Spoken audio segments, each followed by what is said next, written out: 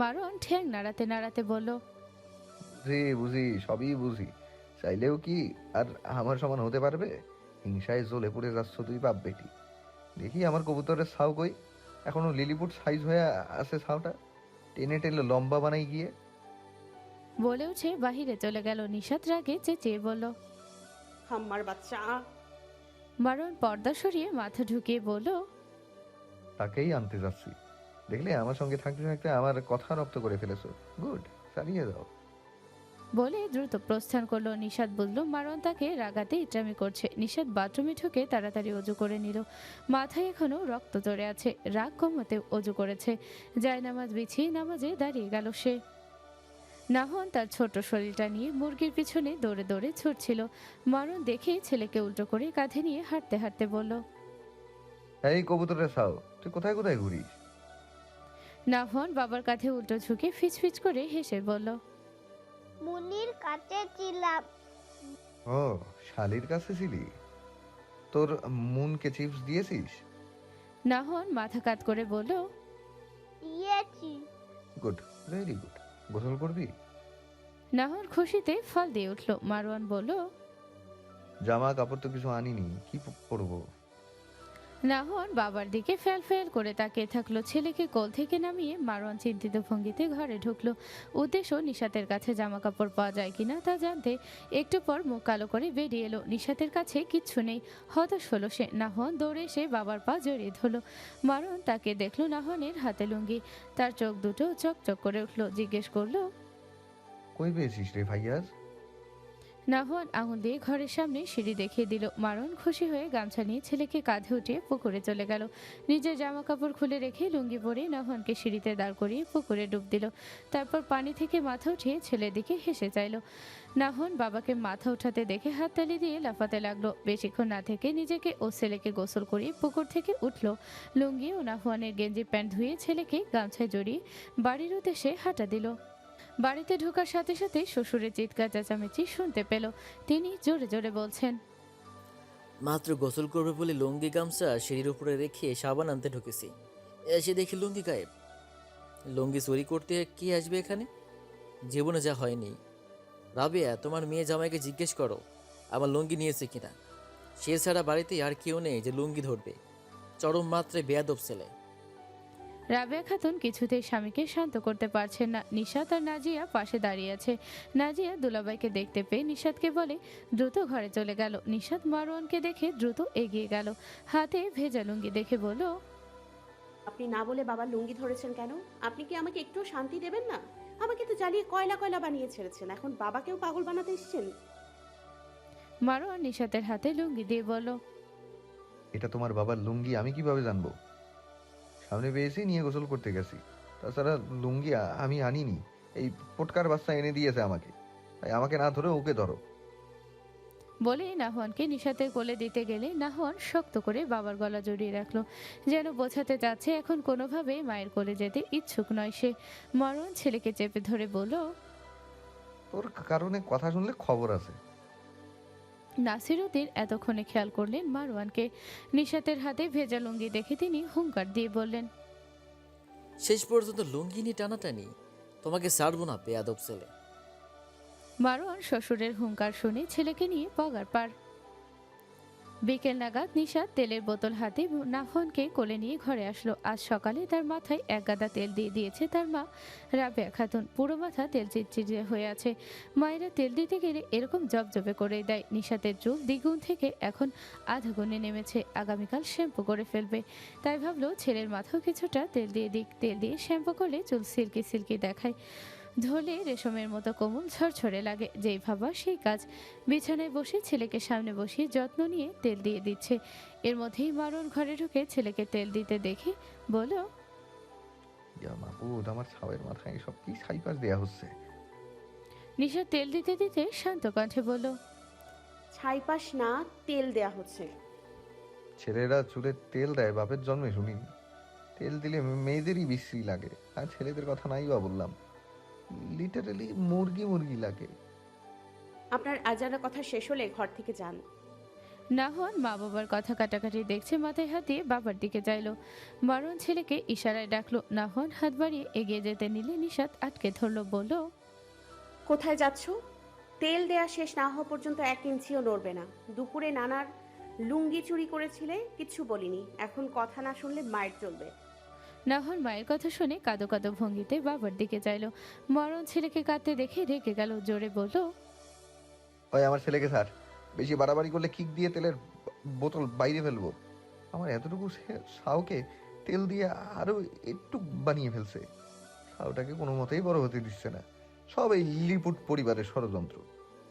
মারুয়ানের কথার আওয়াজ নাসির উদ্দিনের কান পর্যন্ত গিয়েছে। তিনি হনহন করে ঘরে এসে নিশাতকে উদ্দেশ্য করে বললেন। নিশাত, তেলের বোতল দে তো। নিশাত অবাক হয়ে বাবার পানে তাকালো। নাসির উদ্দিন আবারও একই কথা বলেন। নিশাত তেলের বোতল বাবার হাতে দিল। নাসির উদ্দিন মারুয়ানের এক হাত বগল দাবা করে নিশাতকে বলল। ওকে, ওই পাশ থেকে টাইট করে ধর। নিশাত বাবার কথা অক্ষরে অক্ষরে পালন করলো। মারোয়ানকে ওপাশ থেকে শক্ত করে ধরলো। মারোয়ান চিৎকার করে বলল, কি করতে চাইছেন আপনি? পুরুষ হয়ে একটা ছেলের বয়সে পুরুষকে এরকম চেপে ধরছেন কেন? লজ্জা নেই আপনার? শ্বশুর বাড়ি এসেছি কি নির্যাতিত হতে? নাসিরুদ্দিন কথা না বলে বোতল উবু করে মারওয়ানের মাথায় তেল ঢালতে লাগলো। মারওয়ান বোকা হয়ে গেল। সম্বিত ফিরে এলে চেঁচিয়ে বলল, আমার চুল। তেল মাথায় ভালোভাবে ডলে নাসিরুদ্দিন বিজয়ীর বেশে বেরিয়ে গেলেন। মারওয়ানের কোকড়া কোকড়া চুল এখনো কয়েকটা খাড়া হয়ে আছে। নিশাত মারওয়ানের দিকে তাকিয়ে ফিক করে হেসে দিল। নাহনও বাবার দিকে তাকিয়ে লাফ দিয়ে উঠে হাসতে লাগলো। মারওয়ান কিরমির করতে করতে বলল, তোমাদের নামে আমি পুরুষ নির্যাতনের মামলা করব। আমাকে একা পেয়ে চেপে ধরেছো, টর্চার করছো, এর শোধ আমি তুলবো। নিশাত হাসতে হাসতে মারওয়ানকে আয়নার সামনে দাঁড় করিয়ে দিল। মারওয়ান আয়নায় নিজের বলদ বলদ চেহারার দিকে তাকিয়ে চিৎকার দিয়ে বলল, এই আবুল আমি না। ইয়াক, কেমন সোর সোর লাগছে। নিশাত পিছন থেকে বলল, শুধু চোর না, একেবারে তেলাচোরার মতো লাগছে। বলেই হাসতে হাসতে বেরিয়ে গেল। মারওয়ান খিটমিট করতে করতে বিছানায় চাইলো। দেখলো নাহন ফোকলা হেসে চেয়ে আছে তার দিকে। মারওয়ান চোখ রাঙিয়ে হাত উঠিয়ে মায়ের বোঝালো। সন্ধ্যা একটু আগেই নেমেছে। তেলের ঘটনার পর মারওয়ান আর ঘর থেকে বেরোয়নি। রান্নাঘরের দাওয়ায় বসে নিশাত চটপটি বাটিতে বাটিতে বেড়ে নিচ্ছে। পাশে রাবেয়া খাতুন শসা পেঁয়াজ কুচি সিদ্ধ আলু রিম এনে রাখলো। নিশাত একা করে প্রত্যেক বাটিতে ফুচকে ভেঙে দিল। তারপর সব উপাদান দিয়ে চটপটি তৈরি করে ফেলল। বিয়ের আগে চটপটি সপ্তাহে একদিন বানিয়ে না খেলে নিশাতের পেটের ভাত হজম হতো না। বিয়ের পর সবকিছুই পরিবর্তন হয়েছে। সকালাত বলতে কিছুই ছিল না তার। এখন বাবার বাড়ি এসে মায়ের উদ্যোগে আবার সেই পুরনো দিনে ফিরে পেয়েছে যেন। চটপটির সুঘ্রাণে নিশাতের জিভে পানি এসে গেছে। নিশাত সব বাটি ট্রেতে করে সাজিয়ে রেখে বসার ঘরে টেবিলে রাখলো। রাবেয়া খাতুন স্বামী নাসিরুদ্দিনকে ডেকে এনে বসালেন। সবাই একসাথে খাবার খাওয়ার মজাই আলাদা। নাসিরুদ্দিন দেখেই বললেন, আরে, তোর চটপটি খাওয়ার স্বভাব এখনো যায়নি? তোর হাতের চটপটি ভীষণ মিস করেছি রে এত বছর। আজকে মজা করে খাবো আমার মায়ের হাতের রান্না। নিশাত বাবার কথা শুনে হেসে বলল। তোমার বাচ্চামি এখনো গেল না বাবা? নাসিরুদ্দিন ইতিমধ্যেই 2 চামচ পেটে গলধঃকরণ করে বললেন। মায়ের হাতের রান্না খেলে সব বাচ্চাই বাচ্চামি করবে, স্বাভাবিক। নিশাত হেসে বাবার গলা জড়িয়ে ধরল। নাসিরুদ্দিন মেয়ের মুখের সামনে 1 চামচ ধরলেন। নিশাত মুখে নিল। তিনি বললেন, গোষ্ঠীর শত্রুরা কই? ঘরেই আছে, আমি ডেকে আনি। তোমাকে দেখলে আসবে না মনে হয়, দাঁড়াও বলে আসি। নিশাত কথাটুকু বলে নিজের রুমে গিয়ে দেখলো মারওয়ান ছেলেকে নিয়ে খেলছে। নিশাত ঘরে ঢুকে বলল, এই বাসর ঘরে চলুন, নাস্তা দেওয়া হয়েছে। ও, মারওয়ান ছেলেকে কোলের মধ্যে ঢুকিয়ে বলল, তোমার ওই জালিম বাপ থাকলে আমি যাব না। আমাকে রীতিমতো অপমান করছেন উনি। মুরব্বী আর শ্বশুর না হলে উড়িয়ে ফেলতাম আজ। আমাকে জোকার বানিয়ে ছেড়েছে। সবাই দেখে লুকিয়ে লুকিয়ে হেসেছে। সব দেখেছি আমি। এত বড় অপমান হওয়ার পরও এই বাড়িতে থাকার প্রশ্নই আসে না। কালকেই চলে যাব। আজকেই যেতে চেয়েছিলাম কিন্তু যাইনি, কারণ তোমার জালিম বাপ ভাবতে পারে আমি তার ভয়ে ময়দান ছেড়ে পালিয়েছি। তাকে বলে দিও আমি ভীতু নই। এমনিতেও জামাইয়ের খাতির যত্ন করতে পারে না এই পরিবার। নিশাতের এত হাসি পেল বলার বাইরে। শ্বশুরের ভয়ে বসার ঘরে যাচ্ছে না, আর এখানে বসে বসে ডায়লগ দিচ্ছে আমি ভীতু নেই। কোনো মতে হাসি চেপে বলল, ভয় না পেলে বসার ঘরে যাচ্ছেন না কেন? মারওয়ান ফুঁসে উঠল, কত বড় সাহস, তাকে ভীতু ইঙ্গিত দিল। ছেলেকে কোলে নিয়ে বসার ঘরে গিয়ে শ্বশুরের বিপরীত চেয়ারে থমথমে মুখে বসলো। নাসিরুদ্দিন জামাইকে আর চোখে দেখলেন, মারওয়ানও আর চোখে দেখলো। দুজনের কেউ কথা বলল না। নিশাত হালিমের বাটি হাতে ঘরে ঢুকলো, তারপর মারওয়ানের হাতে দিল। নাসিরুদ্দিন ভ্রু কুচকালেন, বললেন, হালিমও রেঁধেছিস নাকি? নিশাত বলল, হ্যাঁ, তোমার জামাই চটপটি খায় না, তাই তার জন্য আলাদা করে হালিম রাখতে হয়েছে। তোমার নাতিও পছন্দ। নাসিরুদ্দিন চটপটি খেতে খেতে বিড়বিড় করে বললেন, ওরা সিরাজউদ্দৌলার বংশধর, 1 টাকা কামানে মুরদ নেই, অথচ খাবার বাসায় এর কমতি নাই। মারণ শ্বশুরকে বিড়বিড় করতে দেখে বুঝলো তাকে গালি দিচ্ছে এই বুড়ো। দাঁত কিরমির করতে করতে সে আর না হন হালিম খেলো। হালিম খাওয়া শেষ করে মারওয়ান ছেলেকে নিয়ে বেরিয়ে গেলে নাসিরুদ্দিন মেয়েকে উদ্দেশ্য করে বললেন, বুঝলি, নিশাদ মাহবুবের বেটাকে আমাদের পরিবারে বানিয়ে দিলাম আজ। এসে বহুত ফাটর ফাটর শুরু করেছিল, এখন একটু ঠান্ডা করে দিলাম। তেল দিয়াতে মাসুম মাসুম লাগছে বাপ বেটাকে, কি বলিস? নিশাত হাসতে লাগলো, বাবাকে হাত উঁচিয়ে বলল, একদম। বলে ফাঁকা বাটিগুলো নিয়ে বেরিয়ে গেল। রাবেয়া খাতুন দুই বাপ মেয়ের কাণ্ড দেখে বললেন, আপনি কি শুরু করেছেন বলুন তো? ছেলেটা এমনিতেই আমাদের বাড়িতে আসে না, এরকম করলে আর আসবে? শত হলেও মেয়ের জামাই, যেমনই হোক যত্ন আত্মীয় আপ্যায়নের ত্রুটি রাখা উচিত না, কিন্তু আপনি আর আপনার মেয়ে ছেলেটাকে অপমান করছেন, এগুলো কেমন কথা? নাসিরুদ্দিন হালিম চটপটি শেষ করে হালিম খেতে খেতে বললেন, ওর মান আছে যে অপমান করব? আমার মেয়েটাকে জ্বালিয়ে পুড়িয়ে নিঃশেষ করে দিয়েছে গত 4 বছর।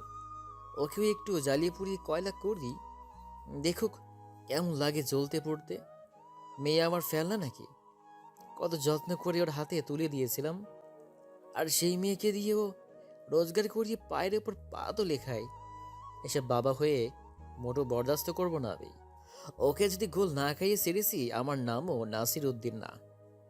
রাবেয়া খাতুন হতাশ হলেন, ছেলে বুড়ো সবাই যদি পাগলামি করে তাহলে কিভাবে হবে। মানহা টেবিলে বসে বই পড়ছে। ইহাব কালকে তার জন্য বই কিনে এনেছে। তার সেমিস্টার ফাইনাল 1 মাস পর। লেখাপড়া তার তেমন ভালো লাগে না, পড়তে বসলেই ঘুম ধরে। আজকেও ব্যতিক্রম নয়। বই খুলে আছে ঠিকই, কিন্তু কোনো মনোযোগ নেই তাতে। ইহাব আজকে তাড়াতাড়ি বাসায় ফিরল। রুমে ঢুকে দেখলো 3 পিস পড়ুয়া ছোটখাটো গড়নের একটি নারী তার স্টাডি টেবিলে বই খুলে বসে আছে। তবে বই যে ধ্যান নেই বুঝলো সে। জামাকাপড় পাল্টে ফ্রেশ হয়ে এসে মানহার পাশে চেয়ার টেনে বসলো। মানহা ঘাড় ঘুরিয়ে চাইলো। ইহাব বলল, কোনটা বুঝতে সমস্যা হচ্ছে বলো? মানহা ভ্রু চেয়ে বলল, আপনি কি মানবিক বিভাগের? রাষ্ট্রবিজ্ঞানের আপনি কি বুঝবেন? ইহাব রহস্যময় হেসে বলল, মানবিক বিভাগের না হয়ে কিন্তু তোমার চেয়ে আমার রাষ্ট্রবিজ্ঞানের উপর ভালোই দক্ষতা আছে। মানহা বেশ অবাক হলো। রাষ্ট্রবিজ্ঞান নিয়ে না পড়ে কিভাবে দক্ষতা থাকতে পারে? মানহার সামনে তুড়ি বাজিয়ে তার ধ্যান ভঙ্গ করলো ইহাব। মানহা হঠাৎ কিছু মনে পড়ার ভঙ্গিতে ঘর থেকে বেরিয়ে গেল। ইহাব কিছুই বুঝলো না। অমন তাড়াহুড়ো করে কোথায় গেল মানহা? একটু পর একটা প্লেটে হাতে ঘরে ঢুকলো সে।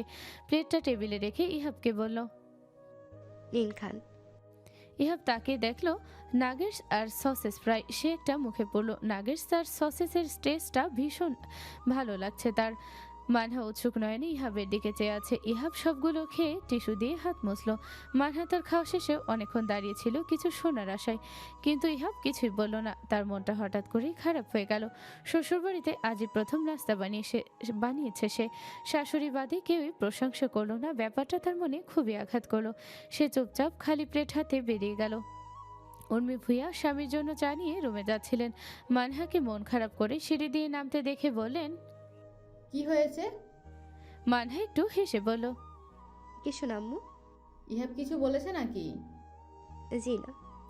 উর্মি ভূঁইয়া বললেন, আচ্ছা যাও। মানহা ঘাড় কাত করে সম্মতি জানিয়ে চলে গেল। উর্মি ভূঁইয়া সেদিকে কিছুক্ষণ চেয়ে নিজেদের রুমে চলে গেল। ইমতিয়াজ ভূঁইয়া গ্রামের একটা রাস্তার কাজ ধরেছেন, সেটারই কাগজপত্র ঘাটছিলেন মনোযোগ দিয়ে।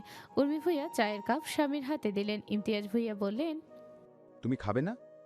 হুম, এখন চা খেতে ইচ্ছে করছে না। ইমতিয়াজ ভূঁইয়া আর কিছু না বলে চা খেতে লাগলেন। উর্মি ভূঁইয়া বেশ কিছুক্ষণ পর বললেন, গ্রামে যে কয়েক মাস আগে খুন হয়েছিল, এটার মেন কালপ্রিটের বিচার হয়েছিল? ইমতিয়াজ ভূঁইয়া কিছুক্ষণের জন্য থমকে গেলেন, তারপর নিজেকে স্বাভাবিক করে বললেন, ওই কেস তো কবে বন্ধ হয়ে গেছে। উর্মি ভূঁইয়া ভ্রুকুচকে বললেন, বন্ধ হলো কেন? দুজোড়া মার্ডার রেপ কেস কিভাবে বন্ধ হতে পারে? ইমতিয়াজ ভুঁইয়া যাওয়ার দেখে স্ত্রীর দিকে বাড়িয়ে দিয়ে বললেন, সবই টাকার খেয়াল। হয়তোবা যারা খুন করেছে তারা প্রশাসনের মুখ টাকা দিয়ে বন্ধ করে দিয়েছে। এদেশে এসব অস্বাভাবিক তো না। উর্মি ভুঁইয়া চায়ের কাপ হাতে নিয়ে চুমুক দিতে দিতে বললেন, তাহলে দর্শন হয়ে মারা যাওয়ার লাশ চারটার কোনো বিচার হবে না? ইমতিয়াজ ভুঁইয়া অনেকক্ষণ পর বললেন, এদেশে লাশের বিচার কবেই বা হয়েছে। জীবিতটুর বিচারই হয় না, আর লাশের বিচার হবা তো বিলাসিতা। আপনি না চেয়ারম্যান, দেখুন কোনোভাবে কেসটা আবার রিওপেন করা যায় কিনা। ইমতিয়াজ ভুঁইয়া স্ত্রীর কথার বিপরীতে কিছু বললেন না। মানহা টেবিলে বসে বইয়ের ভাঁজে খুলে দেখলো 1000 টাকার 2টো নোট রাখা। সে ভ্রু কুচকে ফেলল, ঘাড় ঘুরিয়ে ইহাবের দিকে তাকিয়ে দেখলো ল্যাপটপে টাইপিং করছে সে। মানহা টাকাটা হাতে নিয়ে ইহাবের সামনে দাঁড়িয়ে বলল, এটা কিসের টাকা? ইহাব টাইপিং করতে করতেই বলল, নাস্তা খাওয়ালে তার বকশিস। মানহা গম্ভীর মুখে টাকাটা ইহাবের কোলে রেখে বলল, আমি কোনো ওয়েটার নই যে আমাকে বকশিশ দিতে হবে। ইহাব অবাক হয়ে বলল, ওয়েটার হতে যাবে কেন? একজন ওয়েটারকে যেমন খাওয়া শেষে বকশিশ দেওয়া হয়, ঠিক তেমনি আপনি জাস্ট টাকা রেখে ফর্মালিটি পূরণ করেছেন। এটা আমাকে বেশ অপমানিত করেছে। বাবার বাড়ি থাকতে বিকেলে বা সন্ধে হলে নানান রকমের আইটেম বানিয়ে পরিবারের লোককে খাওয়াতাম। সেই প্রেক্ষিতে পরিবারের একটু প্রশংসা বাক্য আমার মনে আনন্দের ঝড় বয়ে দিত। কিন্তু আপনাদের পরিবারের আম্মু বাদে সবাই অনুভূতিহীন, যেন একটু প্রশংসা করলে আপনাদের বংশের দাগ লেগে যাবে। আর শুনুন, টাকা দিলেই সবাই খুশি হয় না, খুশি করতে একটু মিষ্টি বাক্যই যথেষ্ট। বলে মানহা পড়া টেবিলে গিয়ে পড়ায় মনোযোগ দিল। ইহাবের মনে হলো আজকের কাজটা ঠিক হয়নি। এভাবে কিছু না বলে টাকা রেখে আসা আসলেই অপমান। বেচারি তো যত্ন নিয়ে খাবারটা বানিয়েছে তাদের জন্য, অথচ সে ভেবেছে শুধু টাকা দিলেই খুশি হবে। মানহা এশার নামাজ পড়ে দোয়া দরুদ পড়ে উঠল। আজকে খিদে লাগছে না তার, সম্ভবত গ্যাস্ট্রিকের সমস্যা। নামাজ শেষে বিছানায় শুয়ে পড়ল, মাথাটাও ব্যথা করছে। ইহাব কয়েকবার ভাত খেতে সাধলেও মানহা ওঠেনি। অগত্যা ইহাব ঘরেই তার খাবার নিয়ে আসলো। মানহাকে উদ্দেশ্য করে বলল, ভাত না খেলে তোমার ভাই বলবে তোমাকে না খাইয়ে অসুস্থ বানিয়ে ফেলেছে, পর আমাকে ব্লেম দেবে। পরে আমাকে ব্লেম দেবে শ্রদ্ধেয় শালাব্র। এমনিতে আমাকে দেখলে সিংহের মতো দর্জন গর্জন শুরু করে। এখন যদি শোনে তার বোনকে ভাত না খেয়ে রেখেছে, তাহলে বাঘের মতো থাবাদি ধরে ছেড়ে ফেলবে। নিজের স্বামীকে ছেড়ে বলে দেখতে না চাইলে দ্রুত ভাতটা খেয়ে নাও। ছিঁড়ে ফেলবে কথাটা শুনে মানহার গম্ভীর মুডেও হাসি পেয়ে গেল। মানহার কথা না বাড়িয়ে উঠে অর্ধেকের কম ভাত খেলো, বাকিটুকু ছুঁয়ে দেখলো না, প্লেটেই রেখে দিল। তারপর মুখ ধুয়ে আবার কাঁথা মুড়িয়ে শুয়ে পড়লো। ইহাব আর নিচে গেল না, মানহার প্লেটেই খেতে বসলো। বাকি ভাতটুকু খেয়ে প্লেট রেখে সে নিচেও শুয়ে পড়লো।